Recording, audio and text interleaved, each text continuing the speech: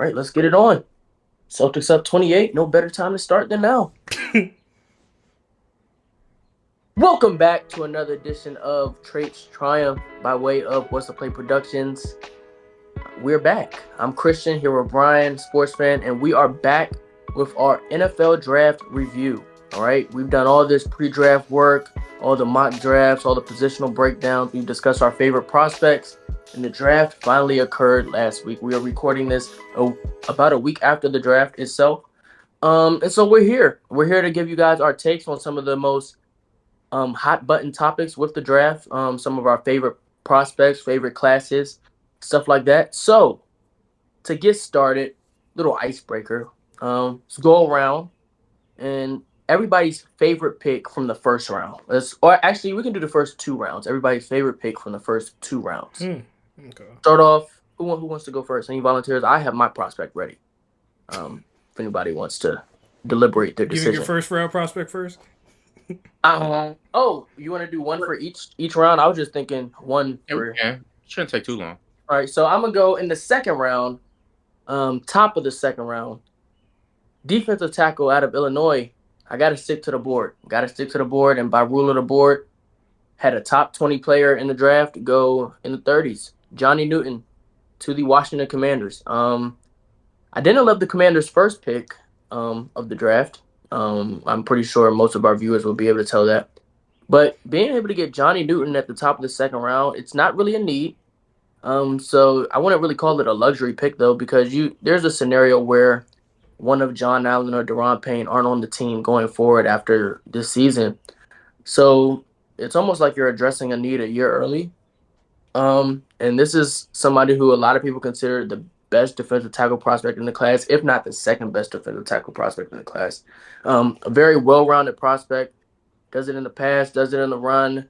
Very smart, intelligent player. I learned a lot about him over the last week from just listening to his interviews, how he breaks down the game. He's a real student of the game. He said a lot of the plays he makes is from the film he watches. He's able to understand different things prior to when they actually happen. So he's a player who once he gets established in the league in a few years, maybe he'll have a pretty high play recognition in Madden. By how he was describing his game, he said he recognizes screens well, can understand the difference between run and pass, based off how the offensive linemen are set up. So just stuff like that. And then just how he actually plays on the field made it my favorite pick of day two. Um, First round, can't really complain too much about getting my QB2 at pick three for the Patriots, but I think my overall the most heartwarming pick in the first round, if I'm gonna be honest with everybody, I'm gonna try to keep my bias aside, but for Xavier Legette to go 32 to the Panthers, they traded up to ensure that they got that fifth-year option. I feel vindicated. I told everybody that he was going to the Panthers. I was called crazy when I said that he was going to go to the Panthers at 33. Clearly, I was, because they needed to trade up to go get him. They knew they were threatened because their teams were around him who could have gone to snipe him, and they wanted to have him on that fifth-year option as well. Xavier Legette to the Panthers. He's going to fit in nicely as a third option next to Deontay Johnson and Adam Thielen. Bryce has no excuses now. He has three legit receiving options in this offense. So Xavier Legette is my favorite pick of day one. Three legit receiving options when one is on the wrong side of 30 and the other one is a gadget rookie. All right, man. Sure, whatever. I'm gonna start with second round. My favorite probably second round pick is probably in the trenches. Jackson Powers Johnson going to the Raiders. I don't know why he kind of slid so far. For a lot of people consider him to be the best like straight up center in the draft, and he can play guard. And the Raiders been trying to build that O line for a minute since they had that good O line with trying to remember the name of the players they had, but it was years ago. They had Gabe and they had Richie Rod, Incognito. Richard Incognito, Rodney Hudson, and Trent Brown. I think at one point they're trying to get back to being a more physical team, and I think Jackson Powers helps with that in the second round. But first round, I mean, it's hard to go anywhere other than you have pick four and you basically get the best prospect on a lot of people's boards, if not the best, the second best behind Caleb and Marvin Harrison Jr. going to the Cardinals. I was fearful that we was gonna trade out and be something silly and do too much, but he stayed there, took the best player available. Really happy on draft night. I think almost everybody got what they wanted on draft night for real, other than one person. But I mean, Ah, you got a man. franchise QB, can't be mad at that. So you know, that's what I got from the first two rounds. What you got, Brian? All right, so I'll start with the first round here. I'm gonna go with the Lions taking Terrion Arnold. Mhm. First trading up and obviously sniping Green Bay for the second year in a row. After getting Brian Branch last year, so you're going ahead and solidifying that secondary and giving Aaron Glenn not a giving Aaron Glenn basically no excuses this year if you're able to fortify the secondary. In the second round, I'm gonna go with a receiver. So obviously Keon Coleman and Lad McConkey were two very good fits, two very good picks. But I'm gonna go with A.D. Mitchell at 52 to the Colts. Kind of like Chris said with Bryce Young, the Colts have been looking to try to get another pass catcher. So you have a guy that can, that helps offensively with, obviously with Michael Pittman Jr. and Josh Downs and other guys being there. So it gives Anthony Richardson another weapon to work with, and given the value, despite the medical concerns that I think will be, at least while he's at the facility, will be able to be managed. I think it's a home run pick for the Colts. One of the two home run picks that I would say they had in this draft, if people's medicals hold up. All right. So that is all of Trey Triumph's favorite picks in the first two rounds. So now we're gonna jump around the league a little bit. We're not gonna touch on every single team, but we're gonna quickly go over some of the most popular picks or most popular classes in the entire draft as a whole. So to get started, I wanted to start off with the Atlanta Falcons. Mm-hmm. They surprised a lot of people, especially us, when we were all together on Thursday night, taking Michael Penix in the first round. I think outside of that, their next two picks were pretty decent. I like Rukaroro. You can question the fit, and you can question him going before Johnny Newton, but I like him as a player itself. Braylon Trice, the address edge. Outside of that, there's a lot of question marks considering they didn't address corner at all. Defensive back at all. Not a corner, not a safety in this draft class. I believe they said they didn't want to feel like they were reaching on a player. But you kind of did that at pick 8 when they selected Michael Penix out of Washington. Michael Penix was QB4 in the draft, after all. Brian was right initially. I think most people probably did not have Michael Penix as QB2 on the board, which I think is what the Falcons claim that they had him at, QB2. And their reasoning behind it was they wanted to follow the Green Bay model that Green Bay has used twice. Back in the day, 2005, I believe they drafted Aaron Rodgers in the 20s. And Aaron Rodgers, I believe, was 21 or 22 at the time. And then a few years ago, Jordan Love was selected in the 20s to eventually replace Aaron Rodgers after sitting for a few years. But Jordan Love, again, I think he was only 21, 22. Here we have Michael Penix, 24. 4 serious injuries that he's gone through, each arm, each knee. That picture There's a was crazy. picture there. That picture came out. They pitch him in the The wheelchair is same. Hey, I'll say this: Falcons Twitter is hilarious. legendary. They once he got drafted, they found a picture of him in the wheelchair with two what's it called, casts on his leg. But Michael Penix, 24 years old, with the injury history, I don't really think people were considering him a wait and see type of prospect coming into the draft, especially at this age. I mean, at most, maybe he sits for a season if you have a guy like a Matthew Stafford who you want him to sit behind, or Aaron Rodgers if you want him to sit behind. But for him to go to the Falcons, who just signed Kirk Cousins to a 4-year deal, and we've learned after the fact that it'll probably only really be 2 years if they really want to hand the keys over to Michael Penix. But even then, Michael Penix is going to be 26, going on 27 by the time that happens. So if you're getting your first real looks at Michael Penix by the time he's 26, 27, That means you're only getting like, even if he does hit, that's a 10-year career. You're getting 10 years off a quarterback. A lot of times you want to draft a quarterback to where you get 15, pushing 20 years. So, I mean, I can understand the logic. I just don't know if this was the right QB to use the logic on. I mean, I don't dislike Michael Penix as a prospect. I honestly, for him, I wish he would have gone to a different situation because I don't like the way this is going to line up for him. Him or Kirk Cousins. I don't think this is going to line well. But what do you guys think about the Michael Penix Jr. pick at number 8 in the first round? Pick Yeah, 8. as we like the days since we've seen so many different analysts, so many different people give their take on it, and it really boils down to it's almost like they have two different plans and they're trying to do it both at the same time. Yeah. They have a plan where they draft Michael Penix and he's the QB of the future, so they win in the future, or they have a plan where they're gonna win out and they give Kirk all this guaranteed money. It's basically 2 years, almost fully guaranteed. You cut him in the third year, but you're basically negating the rookie QB contract if you have a 25 mil dead cap just hitting your book. So it's like they took some shots before they took the pick because it's like I don't know what's the logic and them trying to explain the logic makes less sense because the way they talk about Michael Penix, it's like they already gave up on Kirk. Even with the Aaron Rodgers and the Brett Favre comparisons, the Packers plan, they was there for years prior before they drafted a new quarterback. Yeah. Brett was there since like the '90s. Aaron was, of course, there since 2005. Kirk just got there. He didn't play a minute yet, and you gave him all this money like you believe in him. And then at this point, you're fucking with team chemistry. And when you fuck with team chemistry, you know how that can go, especially with QBs.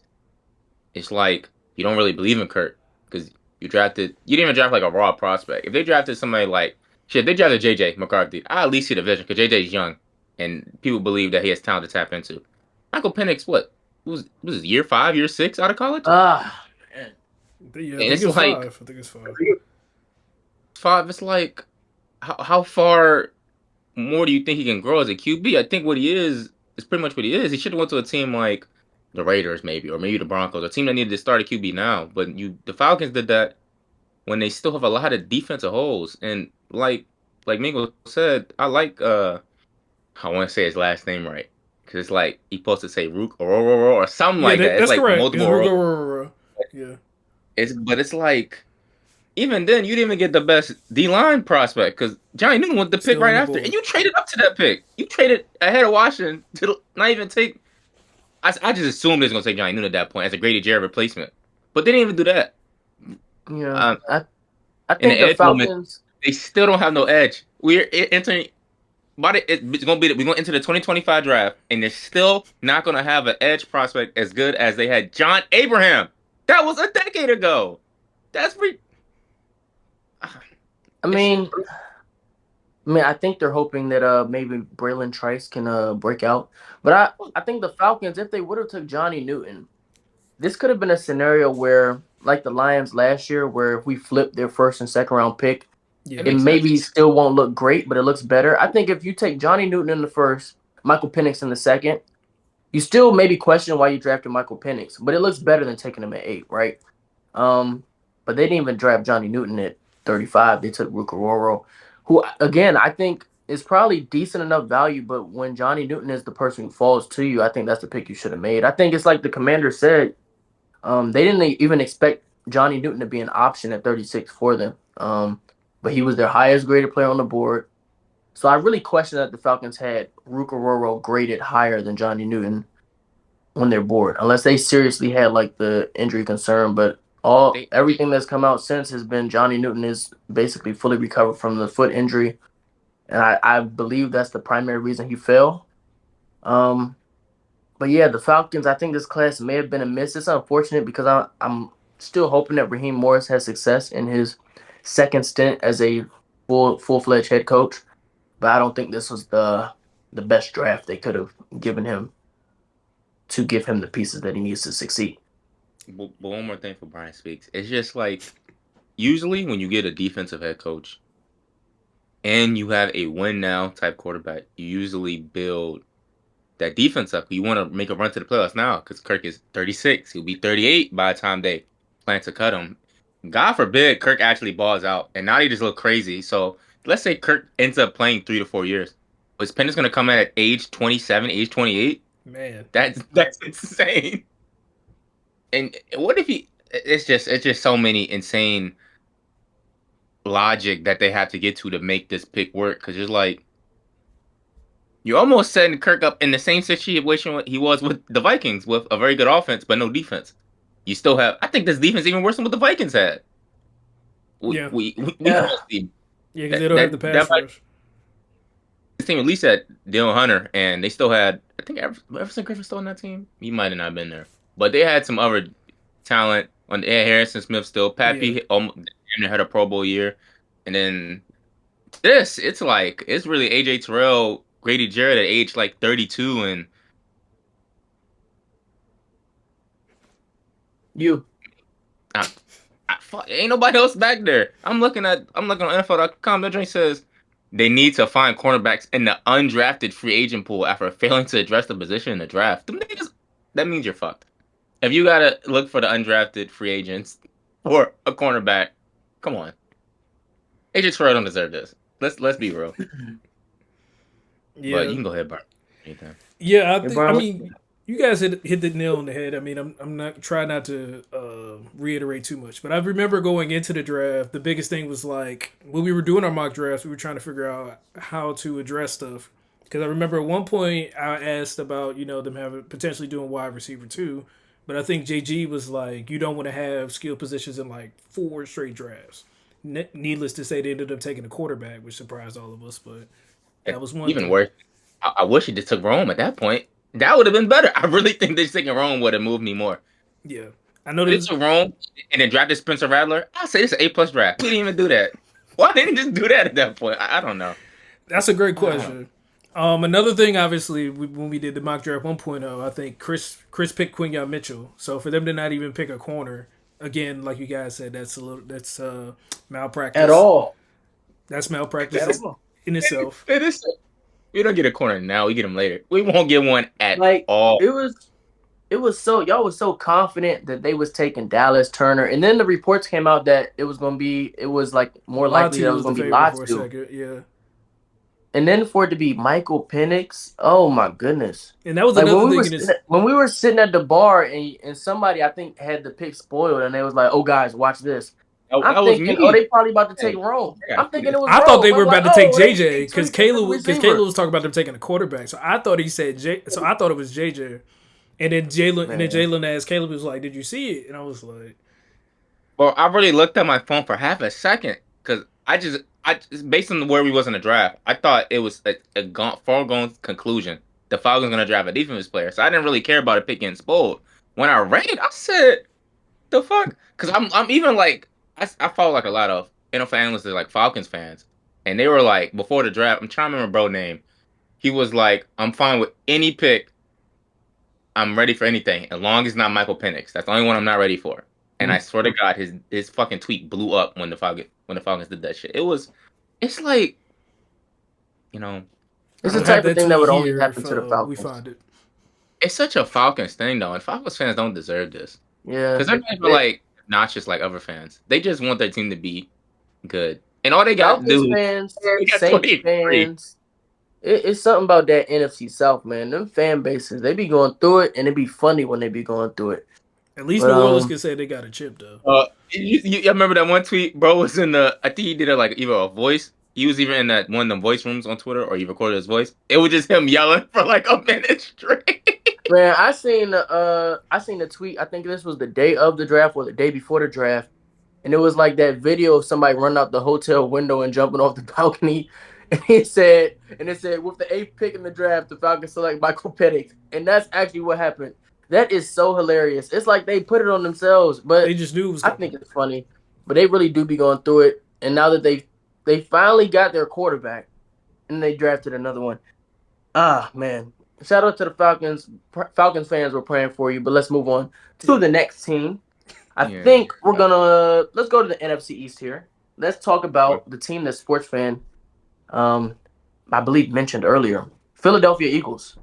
Philadelphia Eagles took Quinyon Mitchell in the first. a lot of our cornerback one or cornerback two at worst, and then they doubled up, I think, or maybe they didn't. They doubled up in the defensive backfield in the second round with Cooper DeJean. Probably won't be a corner, pure corner at least. Could potentially be a slot guy or a safety in the league. Third round, didn't do much. They traded a lot of their picks actually. It selected Jalen Hunt out of Houston Christian, and they made a lot of trades. Fourth round, Will Shipley, Aeneas Smith from Texas A&M, and then Jeremiah Trotter in the fifth round. More trades, more Before you trades, more say that, trades. Johnny Wilson in the sixth, and Dylan McMahon Johnny in the Wilson. sixth, and I think that's it. I think the Eagles broke the record for yeah, most trades in the Pittsburgh. draft. I think this was probably NFL Twitter's favorite draft class, like it is every year. The Eagles win the social media draft award every single year. But like SportsFan was alluding to earlier, the rookie production doesn't always show up on the field for them. They did get a great season out of Jalen Carter last year, but I wrote Nolan yeah, Smith didn't really do much. But Nolan Smith wasn't really a prospect that was expected to really do much day one. But still, when you get the social media award, you would like to see more production from their draft class. Then the year before, Jordan Davis hasn't really entirely panned out the way people expected him to. So I mean, you I think see the that they funniest get one. that. I Say it think the again. funniest one was like people was like, "Oh my God, how we let them get Killy Ringo, and how we let them get Ah, N'Kobe Dean." yeah. N'Kobe Nah, Dean, Like, yeah. N'Kobe Dean, that N'Kobe Dean thing was sick. like They don't he fell know. in that draft for a reason. That whole Eagles, the whole Georgia D line was carried by the guy they ended up drafting last year. To be honest with you, but you know, it, they got him anyway, so maybe they're trying to recreate that. So Yeah, I mean, the Eagles draft strategy to me is very interesting. All these trades they made, even just looking at it, you may not be able to see it, but it takes a while to scroll through, and I think it's only like seven total picks they actually made. Yeah. But Quinyon, good pick in the first round. They can finally like the Bradbury era can be over, and then they have their CB1 once Slay hangs it up. And then with DeJean, they have probably their slot guy for the next few years. Yeah. Other than that, I mean, it's a decent class. I'm not a big Jeremiah Trotter guy. Social media, of course, love that one because Jeremiah Trotter's dad played for the Eagles, stuff like that. Jeremiah Trotter was a pretty big name for the linebackers in this draft class. People yeah, scout based yeah, off what the names they know, so they assume that the Eagles got a steal in the fifth round. Where in reality, based on Jeremiah Trotter's ability on the field, fifth round may have been the right spot for him. Will Shipley, fourth round, I'm kind of intrigued by that. I think that's a pretty decent spot for him. He doesn't have to be a every down running back, and he can fill in. Especially, we know Saquon has an injury history, so he'll have his moments, and he'll get those third down reps if needed. But other than that, other than the first two picks, I mean, Johnny Wilson in the sixth round, I guess that's cool. Maybe they'll convert him to tight end, like I suggested. But other than Eagles that, suggested all no. the all the hype they're They actually getting, said they want him outside. yeah, I don't know why they said So They that. actually That said they was want him so outside. they putting Devontae in I the believe slot? that though. But then move Devontae to the slot or AJ. They put AJ in the slot. Just they have a big drafted body Johnny on the Wilson in outside, the man. sixth round to be a starting receiver.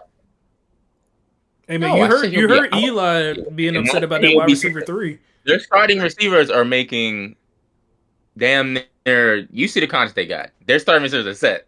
Oh, Johnny will be, you know, if he can work his way up to wide receiver 3, that's great. But probably wide receiver 4, wide receiver 5. It's a sixth round, man. You act like he's a. If you can get a wide receiver 4, receiver 5 in the sixth round, that's a good draft pick in my opinion.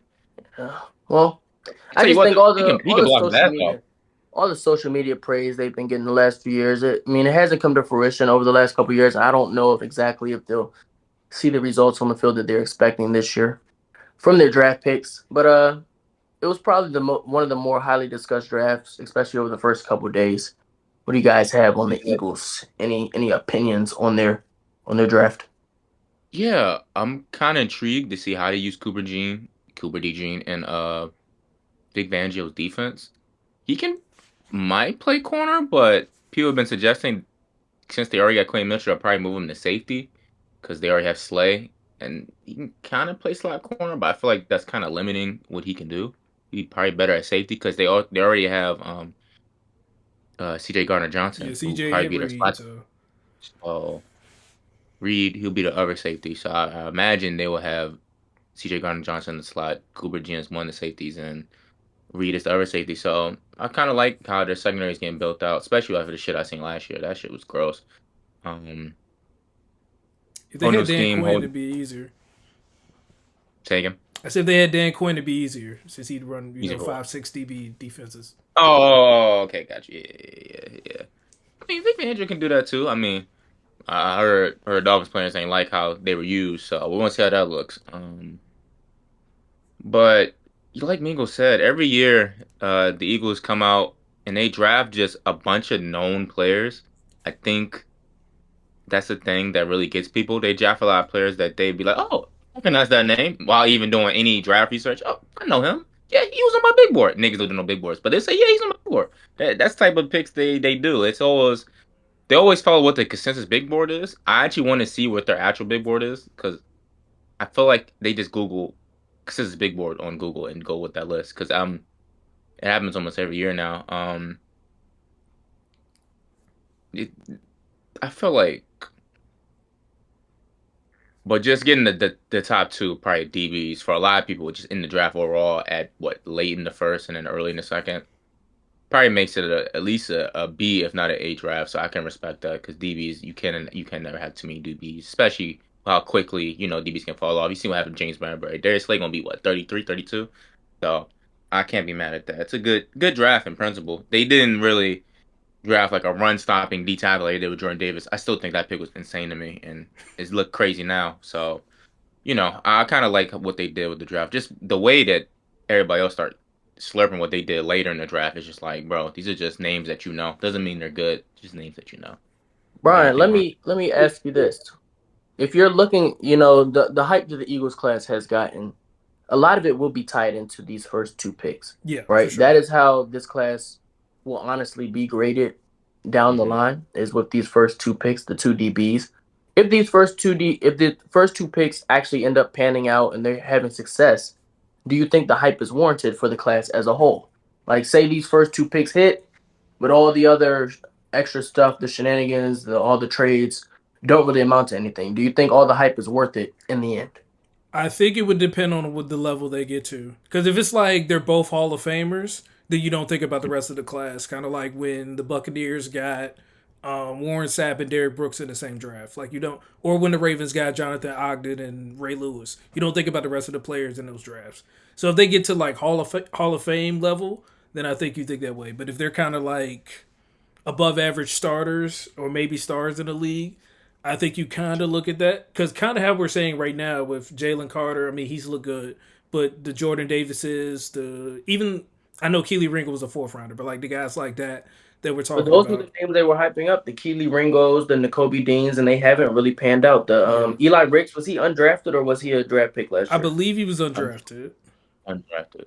But even they signed him and they act like they stole the money from the bank. Oh, they let the Eagles get Eli Ricks and undrafted free agency. Like that's the stuff I'm talking about.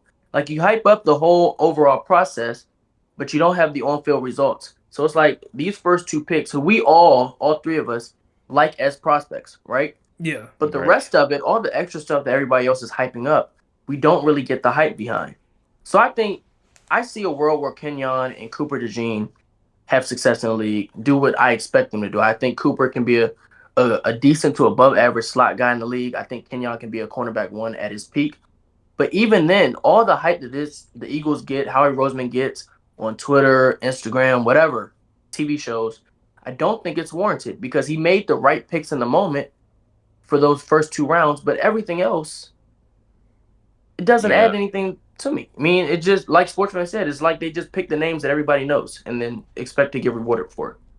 It's like Howie is a really good, I would say, team constructor, but not a really good drafter in my opinion. He's good with trades, he's good with building. Once he already has players building with them big void years with contracts. AJ Brown contract technically doesn't end at 2033 with some cap bullshit magic that I guess the Saints do also. So it's like I get he knows how to build a team and keep it together, especially with Jalen Hurts contract. That contract like wild too if you ever look it up. But it's like when it comes to drafting, I just don't see the hype that everybody else gives because it doesn't really result in a lot. I mean, if the players they drafted recently, the only two that really come off the top of my head is Devontae and Jalen Hurts, but I mean, Jalen Hurts, of course, is a hit. Second round QBs don't usually hit, but it's like, Mailata, I guess, if you want to count that. how long ago? When was he drafted? I think it was a few years ago. Let me check. Was it was it 2019, 2018? If so, then that's a great pick. Let me But see. Eagles do that a lot. They usually draft a lineman and stash them, and then because Mulata had to work out because the guy they drafted before did not work out, and he was with the Titans last year. Andre Dillard. Andre Dillard, garbage. So it's a lot of hate. Yeah, you hit on Mulata because you missed on the other guy just before. It's like, I don't know. The team's still got a price to see because the team is still, the core is still there, built really well. I'm kind of curious to see what Cam Jurgens does at center. Yeah. If he's, I'm pretty sure he's the replacement plan for Jason Kelsey. A lot of that offense kind of ran through Jason Kelsey a lot. I'm not gonna lie. So I'm interested to see how that looks. Um, but it's Mailata was like, 2018. Just put that in here. yeah, like Mingo said, even like this type of drafts over time, you keep drafting like this. This is how you get fired. This is how your team falls apart because you can't just have one or two good players in a draft class. You need multiple to really like at least multiple like not have starters, at least decent backups to really survive for a team. Because once the money adds up, you need cheaper replacements. That's where the draft comes in. And when you don't, you end up looking like the Cardinals, who like, yeah, they got Kyler in that one draft, and I think they got Iron Murphy, but then the rest of the draft is garbage. Then next year you get maybe one player. The rest of the draft is garbage. Then next year you get one player. The rest of the draft is garbage. And now that team, we had to take 12 fucking draft picks to rebuild a team from scratch, basically. Because over the years, our former GM basically threw them draft picks out the window, just throwing them joints like in the club, just throwing them shits away. So it's like when you gotta actually hit on your later round picks, especially a lot of analysts. I'm trying to remember who's was it. It might have been Mel Kiper, or it might have been the guy that's on Wood Mel Kiper now. Louis Riddick or Not Louis Riddick, but he actually like Wood on the show. Wood he used Matt to be he used to be Matt the Miller or fantasy Phil guy. Yates? Phil Yates. He might have said it. I'm pretty sure he said it. A lot of teams are built on day two, rounds 3 to what? Three. No, my fault. 2 to what? 5? Well, 2 to 2 to 3 is 4? day 2. Yeah, 2 to 3. Yeah. And the Eagles do not hit no picks outside of Jalen Hurts, so it's really concerning because Yeah. rarely do you expect day 3 picks to really hit. Of course, every once in a while you get a Puka Nacua, and God forbid I see a fantasy post saying, "Here's this season's Puka Nacua." I'm gonna lose my mind. But actually, I actually think I already seen that. Uh, Might have been Javon Baker, to be honest with you. But Hmm. yeah, I'm not doing that. I'm not falling for that bullshit. But yeah, it's like you actually got to hit in these later round picks. I hope they do, but I'm not seeing it right now based on the players they drafted this year. You anything you want to add, Brian, or do you want to go to the next team, Eagles? I mean, there's not too much to add. I guess. I mean, the biggest thing is you guys have already said. I mean, it'll show up sooner rather than later. If those picks aren't hitting on all cylinders, and then you're in a situation where you're again basically probably fighting for your job. But fortunately, as you've said, Howie's been good making trades for disgruntled players or just players in general. So that's helped him keep his job to this point. Because I know Brandon's been talking about how he's kind of like close to hot seat territory if things don't work out. So we'll see. Mm-hmm. But yeah, these picks have to hit sooner or later, or you'll be out of a job. So especially when you're about to be paying your quarterback top five money, and that's another reason why your picks have to hit at this level. Mm-hmm. Yep. Mm-hmm. So let's move. I didn't do this on purpose, but Brian said before we even started that we would touch on the two Pennsylvania teams. SportsFan said he didn't care about those teams, but this No, Pittsburgh thank you Steelers about draft. Philly. I can't. Okay, I fuck with Steelers draft. but Steelers this draft is a good Pittsburgh draft. Steelers draft is pretty decent, and if you stack up their top 5 picks in comparison to any other team, they probably have the best draft. Yeah, Troy Fautanu in the first round, who I think we all had higher than 20th on our big boards. We could check later. Zach Frazier in the second round, continuing to add to that O line. Roman Wilson in the third round. I'm not the biggest Roman Wilson fan, but he just feels like it'll work in Pittsburgh. Skip that fourth name. Skip that fourth name. Skip the We'll come. fourth name. Yeah. Peyton Wilson, third round, pick 98. Oh goodness Don't gracious. love it. Don't love it, but I don't hate it. And in the fifth round, Mason McCormick, another offensive lineman out of South Dakota State. In the fourth round, my fault. Fourth round, Mason McCormick was the fifth pick in their draft. I feel like they address O line heavy. I think of those three O linemen, at least you have to think that at least two are going to hit. Especially the one of those first two. I think if Mason McCormick hits, that's a plus. Yeah. But we're all big fans of Fautanu, his position, versatility that he offers from left tackle, left guard, right tackle. And then Zach Frazier, offensive line as well, interior offensive lineman, left guard, center, right guard. Position flex that they have there. Roman Wilson, I think, may be able to do something in the slot here. We saw Deontay Johnson have success on the outside. George Pickens has worked on the slot and the outside, but in the new Arthur Smith offense, we joked around in the pre-draft because you look at the Steelers receiver room before the draft, it was just George Pickens and Brandon was in there as well. Who the fuck went But Jefferson and Quez no, Watt and so it was Denzel like Mims? it was a lot of stuff put together. So Roman Wilson will step into an opportunity here where he'll be the slot guy day one. Where if he has to, he can produce. He's a pretty good blocker from what I've heard from the people at Michigan. Of course, they're going to up their prospects. He's a pretty good, willing blocker, and he'll be able to get open in the slot in Pittsburgh. Arthur Smith, if he determines to scheme up plays to get him the ball at all, is up to him. But the prospect and the fit in the third round, I'm not mad at it. I didn't love Roman Wilson in the second round. Third round, I'm okay with it. Peyton Wilson. Ah, man. Traits pick, third round, pick 98. The name of the podcast is Traits Triumph. I didn't love Peyton Wilson in the second round. I don't really love him in the third round, but I can understand him being a pick here. The 4.4 speed linebacker. He's a bit light. He's not the greatest in coverage. We didn't have a linebackers episode, so we weren't really able to get all this out there in the air. He's a bit light, so he's not the best against the run. Um, He he doesn't have has an the ACL, speed. Mingles. No, no, The no. We player in get the into that league, part. We he get into doesn't that. We have an get into that part. ACL. He has the speed to be decent in coverage, but he doesn't have the coverage experience or the coverage knowledge yet to where he's Yo, been able to do it. run And with he has no ACL on one of his knees. So this is a success story, if you ask me. He got drafted into the NFL with no ACL. So clap it up for Peyton Wilson, man. The Steelers took a chance on the inside linebacker. You know, they've been trying to replace Ryan Shazier for a good minute now. And maybe the guy with no ACL is the one to replace him. But I think the I Steelers mean, draft it pretty can't be decent. worse than Devin Bush. I thought Devin Mm. Not Bush at was the. all. Not at all. Not at all. Not at all. I mean, he could be.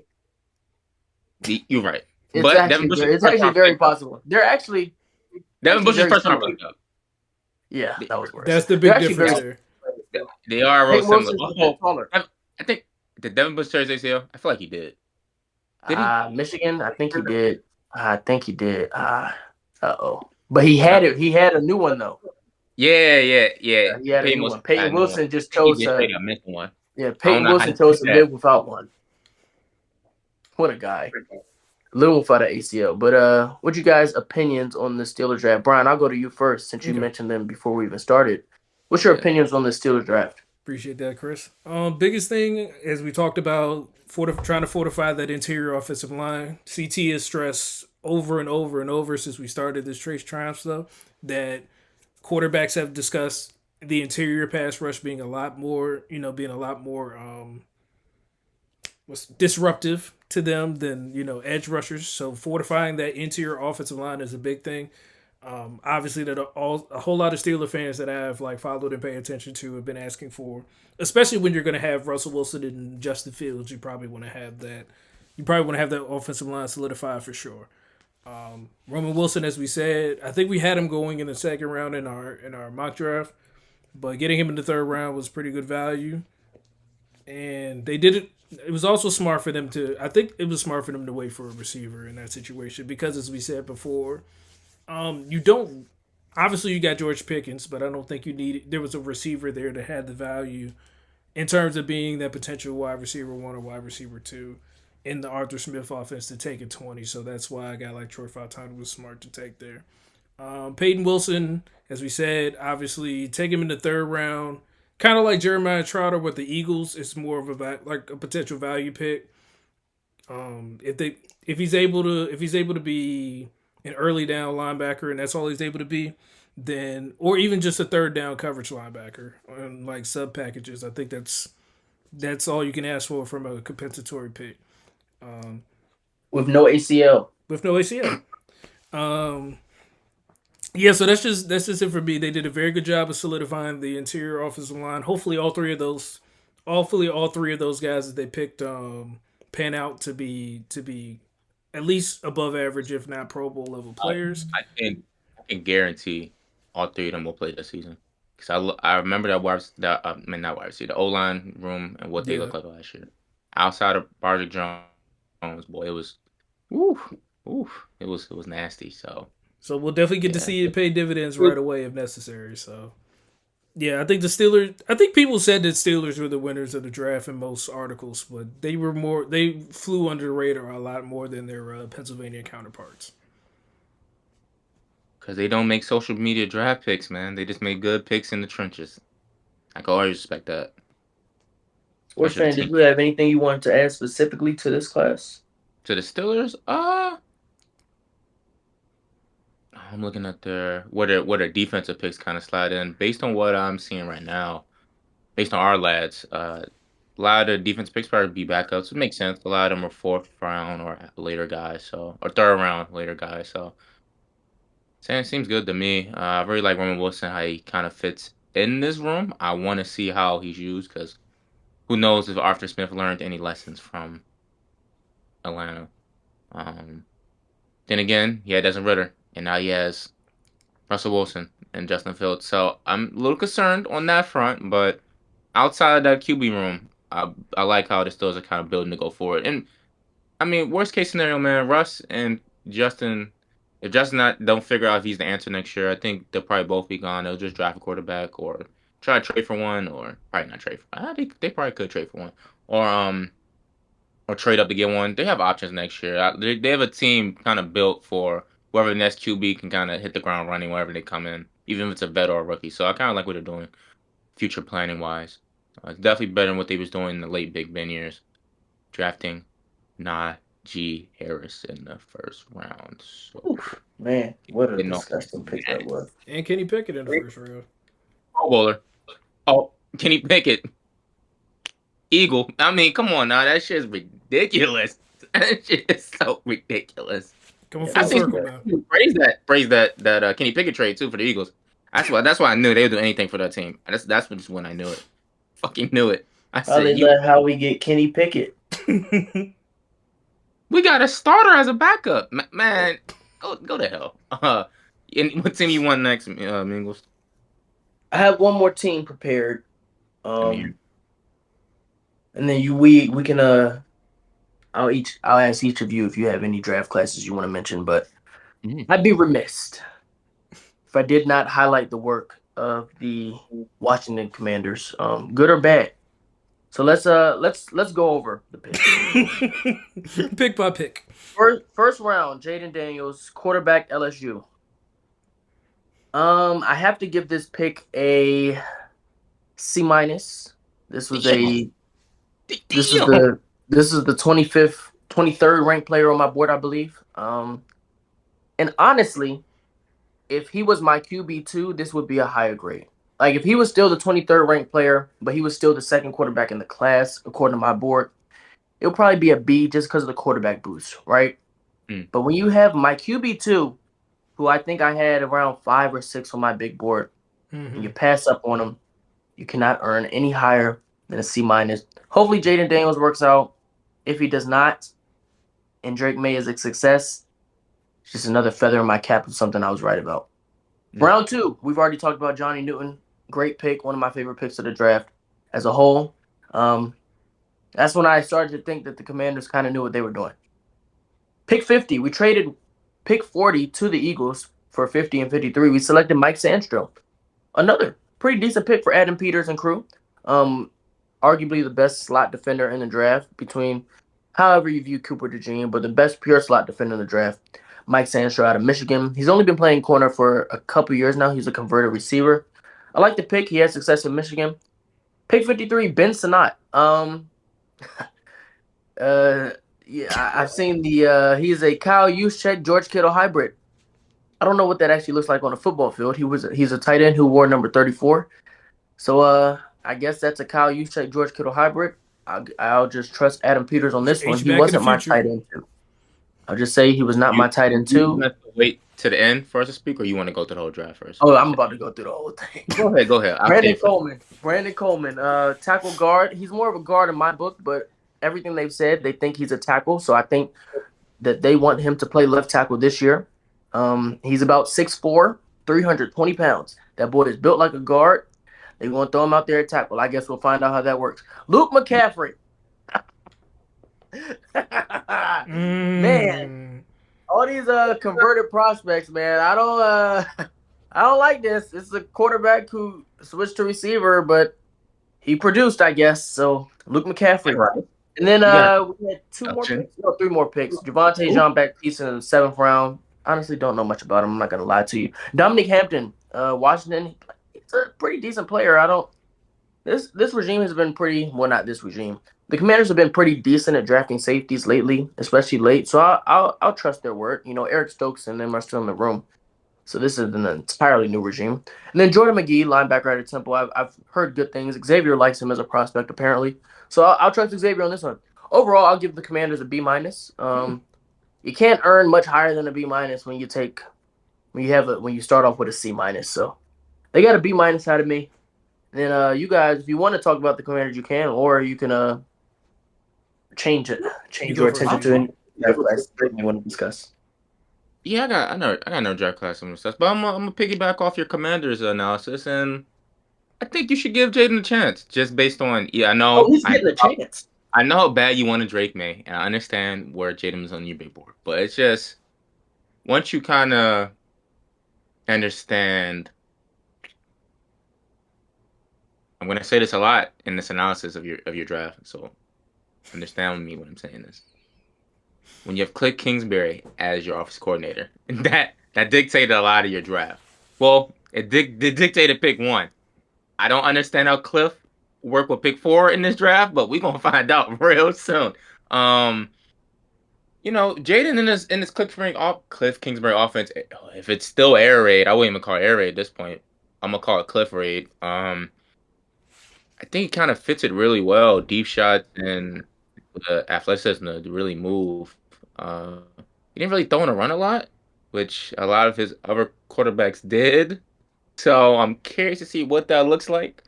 But I mean, at some point, you're gonna realize you're not gonna be able to outrun everybody. You don't get your ass knocked off. He'll throw the ball eventually, or it'll end up like the last guy that was drafted here and didn't learn that lesson. We'll see.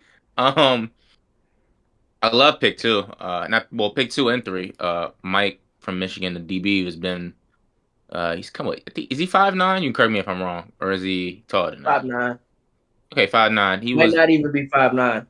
Yeah, You know he me. will never probably be an outside corner, but a lot of people have called him the best slot corner, slide DB in this draft, and I kind of agree. He's really definitely up there. And then you have Johnny Noon, of course, which kind of provides you a succession plan for one of these D tackles. I guess whoever you want feel like is more tradable. Or Hey, get John Allen up out of here, man. I've been praying John Anthony come to my team, but we'll see whenever he gets traded if that ever happens. And then Ben, that tight end, I just like the comparison you use, George Kittle and Kyle Juszczyk. It's like I don't know how that for looks. most teams, that's a great pick. A team that runs the ball out of heavy personnel, uh, a Kyle Shanahan type of scheme. What's the Browns head coach? Kevin Stefanski. Stefanski. Kevin Stefanski type scheme, and then the Vikings head coach, that type of scheme. All of those kind of similar type, run the ball, wide zone, that type of team. That tight end will work perfectly in those schemes. And the Cardinals drafted a similar tight end, that blocking tight end, for that exact reason. Cliff never did that with us, so I'm a little confused. I take that back. Cliff never did that anywhere, so I don't know. I'm a little confused on how that tight end's gonna work. Are they good? I've never seen Cliff use a fullback. You go on Madden, the Cardinals didn't have a fullback the whole time Cliff was here. I don't know what the hell he about to do. it almost gets to a point when we did come out heavy personnel, you basically knew it was a run because he rarely came out of it. We didn't do no play action boots. It took the college in the year 6 or year 5 to do a play action boot for more than like 2 times a game. It shouldn't take. Not gonna get into it. Hopefully he learned his lesson. But I'm interested to see how he use Ben. Um, Brandon Coleman to probably use him at tackle instead of guard. I'm assuming he might be just based on how Cliff offense works. You need offensive linemen that move a lot because you're gonna do a lot of side to side movement in this offense. So not more so north south, be a lot of east west. So I'm assuming he's gonna go sideline to sideline blocking and stuff like that. Luke McCaffrey slash pick I'm gonna talk about. Yeah, that's garbage. Straightforward, that's garbage. That's garbage. Man. That's garbage. I have no other analysis other than that's Oh man. garbage. They I told mean, me Luke McCaffrey is a slot receiver who's not good at running routes. So 6'2" slot I receiver who can't run receiver routes. that's not 6'2" good. slot receiver who's a contested catch receiver. I don't know what that means. I don't know how that looks on a football field, but hey, what do I know? I don't know more than Adam Peters, I guess. Adam Pitter Patter. I'm looking at the strengths. It says Would a that's right. It slot says version the of Kenny Galladay be crazy? huh? Yeah, that'd be absolutely And insane. absolutely insane. And he's Absolutely insane. not 6'5" like Kenny Galladay. No, I'm just saying. But would that be a crazy comparison based on what CT just said? Giants Kenny Galladay or Lions Kenny Galladay or Matthew Stafford. Those are two different Kenny Galladays. Almost two different people. I'd probably say Lions to be safe, since he actually made contested Hell, catches there. yeah, okay. The thing is, I know a lot of receivers in this draft are kind of known for making contested catches. You can say Keon's kind of known for it, Marvin's kind of known for it, Rome's kind of known for it. Even Malik makes some contested catches. Uh, Brandon is it Brandon Thomas? Brian Thomas makes some contested catches, but Luke almost had to primarily win off of contested catches because he didn't run routes to get open because it's his second year of playing wide receiver. So it's like, why are you drafting a developmental wide receiver? Is it because is it really because Christian McCaffrey told him to? Because that's what he said. I want to know, did he really mean that? Did Christian McCaffrey really text you and say, please draft this guy? Which is the funniest part to me. Christian McCaffrey sitting in a room with Luke McCaffrey. So it's like, did you tell your bro that? Yeah, I'm about to try to get you drafted. Yeah, get ready. The commander's gonna fall for this shit. So I'm like, I don't know. I don't know what type of shit that is, man. Um,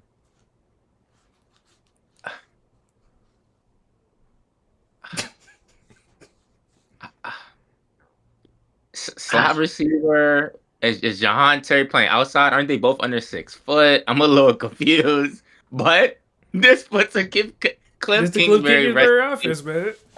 to the T, man. It's like, honestly, I take this back. If Luke can block, this might work. Don't ask how, but it just might work somehow. Because they going to be in 3 wide receiver sets, 4 wide receiver sets so damn much. Um, Oh, you know what? They ain't gonna put that tight end outside the receiver, man. They gonna do it. They really gonna do that shit. They better not, bro.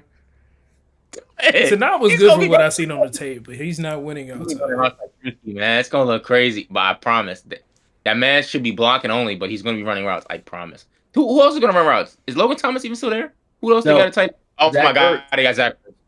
All right, next team. Next team. Next team. Next team. Do you want Brian, to give the next team, any team JG? you want to highlight? Oh, JG, you got it. Team you want to highlight? Because I want to Let's see if we had the guess. same team first before I go. I know the team he has. Actually, I'm going through these draft halls right now, see which one really moves me. You know what? I'm gonna go with the Saints. Okay. To quickly touch on them. I like the pick of Fuaga at 14. Definitely need a tackle because I don't think they really have a left tackle right now. Trevor Penning's on the roster, but he's garbage, and Ryan Ramczyk might be retiring. So at this point, you just need an O line depth. You need talent and at all. And Fuaga was barely the best one left that could play tackle. Kool-Aid at 41. I think that's maybe not a steal. I guess a lot of people kind of expect him to slide a little bit, but for me, that's a steal, especially up that cornerback room. You still got Marshall Lattimore, you still got Lante Taylor, and then you add Kool-Aid. That's a really good trio of corners. And Spencer Rattler at pick 150, I think, for what he is and what he could be. That's a good value. If he develops and maybe he's the QB after Derek Carr, because I pray to God Derek Carr, once his contract is cuttable, they get rid of that dude because he is elite at playing non-important football games. When the games matter, he's doo-doo. When it don't matter and the season basically over, he turns into Peyton Manning. And I'm not falling for it. I don't fall for it. I'm not falling for it again. I never have, never will. And then the rest of the picks is, basically some names that most people won't know. I like Christian Boyd, though, D tackle out of Northern Iowa. But, just building the roster out. I just like what they did with the first three picks. Just getting value. I mean, my opinion, Spencer Rattler as a prospect is closer to Bo Nix than Mm. Nah, then Bo Nix is the Caleb Williams. But speaking of that, actually, let me go to this Broncos draft class real quick because I think what the Falcons did made it kind of like not as noticeable that they drafted Bo Nix at 12. Which, if the Falcons didn't do that, this is just as insane because Bo Nix, I just fully believe you did not have to pick him at 12. I fully believe you could have traded down. I know teams are trying to trade up for corners. I know the Eagles were for sure. I know every team trying to trade up. It's. I just don't believe wherever it's going to trade up or trade down to that they couldn't get Bo Nix still. But you're taking Bo Nix at 12, and your next pick's not to 76, and then it's a large gap on a team that didn't have a lot of talent. You Yeah. you probably should have stockpiled picks, like a lot of teams that's kind of going through a new regime do. They kind of stockpile picks. Instead, they drafted Bo Nix, which is funny now that we think about it. Penix and Bo Nix are two of the oldest quarterbacks drafted almost ever in a common draft ever since Brandon Whedon. Brandon Whedon's the only one older. Yeah.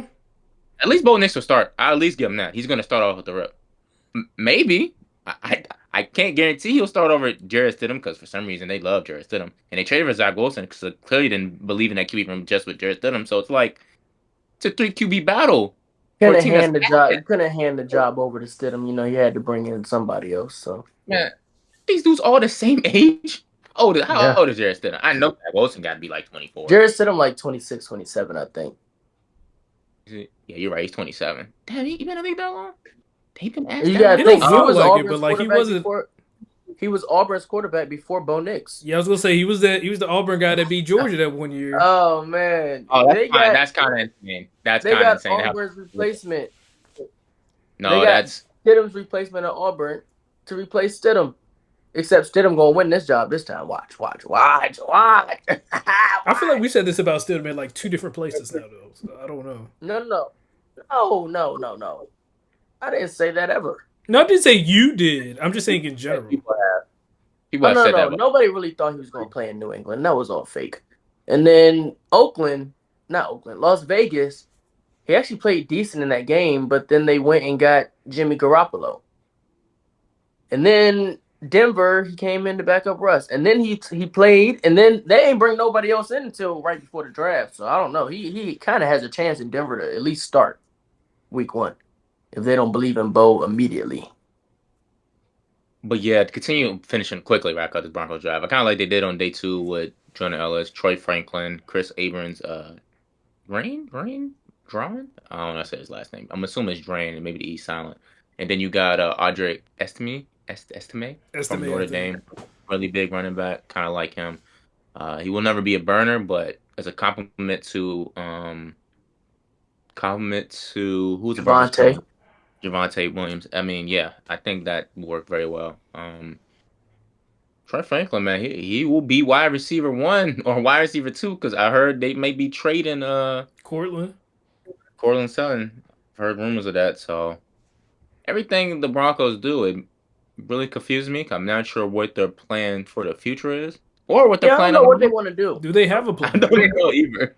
I don't know if they plan on competing for a Super Bowl anytime soon, honestly. I don't think that's any of their immediate goals. How long is Sean I mean, Payton's contract again? Oof. I don't think they're competing in that window. He could have a 10-year contract, I don't know if they're competing in that window. No, that's 'Cause you fine. I'm gotta just think, asking because he might do it like Gruden and be like, give me 3 to 5 years or something like that. you got Bo Nix, right? First round quarterbacks get that 5-year deal. I mean, the 4-year deal with the 5th year option. Bo Nix is average, below average, slightly above average. Still not a championship level team because they haven't been able to they don't have enough picks like sports fans said. They didn't have the necessary quality picks to build Yeah. competent pieces around him immediately. They're not a big free agent destination. They're about to get rid of one of well, we think they could potentially get rid of their best receiver. They already traded Jerry Jeudy away. The defense is nothing to write home about. PS2 was already in trade rumors this year, so that means going into the next year, he's very likely to be traded either by the trade deadline or after the season. So it's like the roster is deconstructing itself while Sean Payton is trying to build it in his image, and that's only won one Super Bowl in his whole career. So I'm really interested. Really interested. Hall of Fame quarterback. Yep. And I tell you what, Bo Nix is not that quarterback. And I like Bo Nix Uh, as a prospect and what he can be in this league. But he's a lot closer to Alex Smith with the Chiefs Commanders than Drew fucking Brees. So it's like, I don't know. But the story is that Bo Nix walked into their, I guess, the top 30 meeting and he had a ball full of football items and that moved him. So, Bring yeah, football that's not a equipment joke. with you guys, fellas. They really said, what a Sean Payton move. asked him what's in your bag, and bro just pulled out stuff that will be for football, which is, of course, he's on a football interview. Why would he bring anything else? And they're like, wow, this guy's serious about football. Yeah, fuck out of here, man. Like, come on, be for real. But I think the last draft I want to really talk about is just actually two more drafts. One for funny reasons and one for serious reasons. I'm gonna start the funny reason draft. The Browns, man, they didn't have no picks, man, and because they traded for Jerry Jeudy, and the other pick is still gone because of This is what happens when you swing and miss on quarterbacks, as we see with the Broncos yeah, and man. Cleveland. They swing on missing quarterbacks, and they said, "Damn, we got to overcorrect this," and they signed some of the best backup QB black talent in the league. So, The theory, They the got theory continues. every black backup. would you say? They got every black backup on their roster right now. Yeah. Jameis, Tyler Huntley, Dorian Thompson Robinson. Yep. And the They starter just might missing be the Tyler James. Jameis being there is gonna make it straight comedy, bro. I don't know. The overall of like, if you look on Madden, I swear that whole QB room has almost the same overall, other than Dorian Thompson. All of them are like 73 to like 68. They're all in that range. They're all Yeah, equally. back in the day when Madden had like training camp QB or position battles, this Yeah. would have been one of the Yeah. ones on because they didn't like consider like contract or age at that time. They just did it by straight overall. If your overall was near somebody, you would be in a position battle. Yeah. And considering that Cleveland's starting quarterback has like one of the most guaranteed money contracts in the NFL, he would have been in one of those position battles with almost everybody in this quarterback room. It would have been QB1, QB2, QB3, QB4. It would have been one of those where it's the whole row in one quarterback competition. All because Deshaun Watson is not good. I hate to say his name, but he's not good. And then they don't have draft picks. I mean, they got a good defense, so that'll keep them competing. But the ceiling is probably only as high as the quarterback can take them. And we saw in the playoffs last season that they weren't able to get it done against a real offense. I mean, that's no offense to the defense because they did their job for the entire season, but the offense just wasn't really able to carry their weight. Joe Flacco tried, but they didn't even bring Joe Flacco back, man, because it would have been too much pressure on Deshaun Watson if Joe Flacco Mm-hmm. was still in that role. Not sure why the Colts picked him up though. They needed that voice for AR5, man. He's not threatened. It's not about him being threatened. Not at all. Not at all. Oh, serious draft class I really like. Last one I want to talk about the Bears.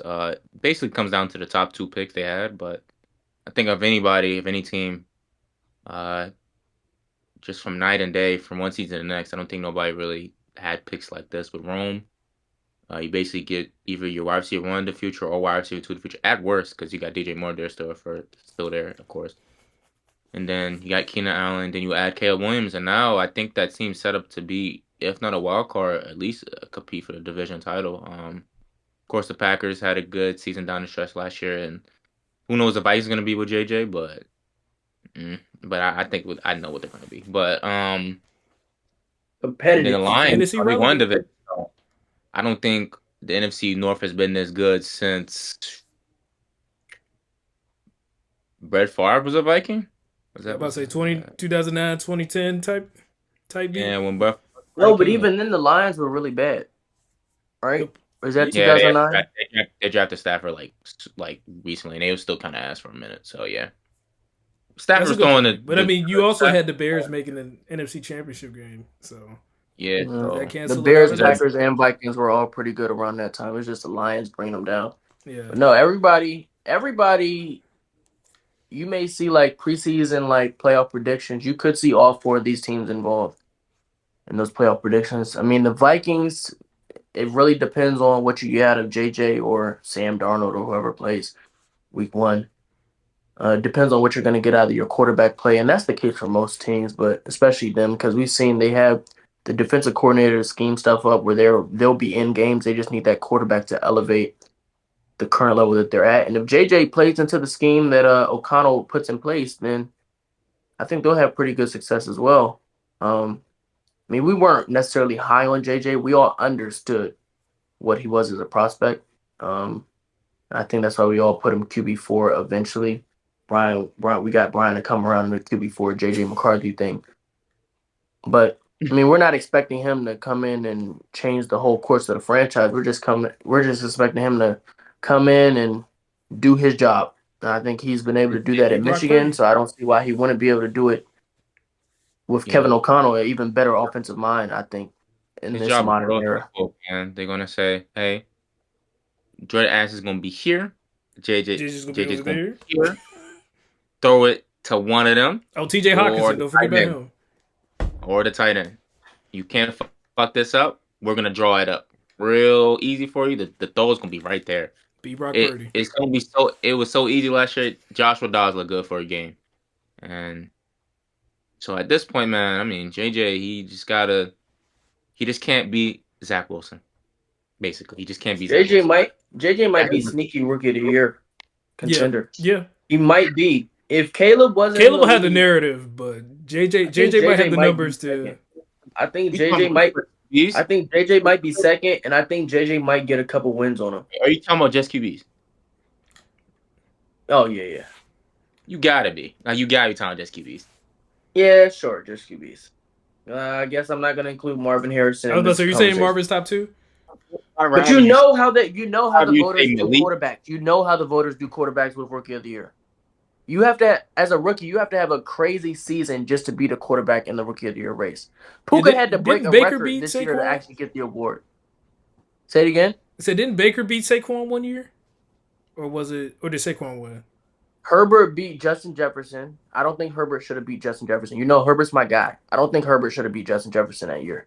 I think Saquon won it. I think. Okay. And then this Saquon. year, Puka broke all them records, and then CJ still won, right? It's like you gotta have Yeah, if the but quarterback is having a really hold good on. year and their team is Did having you success, see it's CJ? gonna take a lot for the receiver to win. Did you see CJ stats last year though? Like But his touchdown, that was a little crazy. Those numbers could Caleb look like Williams, that with the JJ offense he's in. McCarthy might. I don't know. I'm not saying JJ McCarthy gonna put up them numbers, but I'm saying I think his team might have enough success to where that narrative, man. You know, them quarterbacks always get that narrative. Don't let them be 10-7, 11-6. Don't let that happen. Don't let him win the Don't let him division. win the division. Yeah, if he win the division, then he got it. Whether you like it or not, if the Vikings go 11-6 and win the division, it is his award. Sorry, your team drafted a receiver, buddy. I'm sorry. This is the truth that they live in. I don't agree with it, but it's a reality. Good lord, Who what are we won doing the here? year Larry got drafted? I think it was Ben, right? Yeah, See, other four. Yeah, yeah. I mean that's- Ben. I mean he had one of the best rookie quarterbacks of all time, so makes sense. Same thing for CJ. I mean if JJ had that type of season, then boy, the NFC North even tougher than I thought.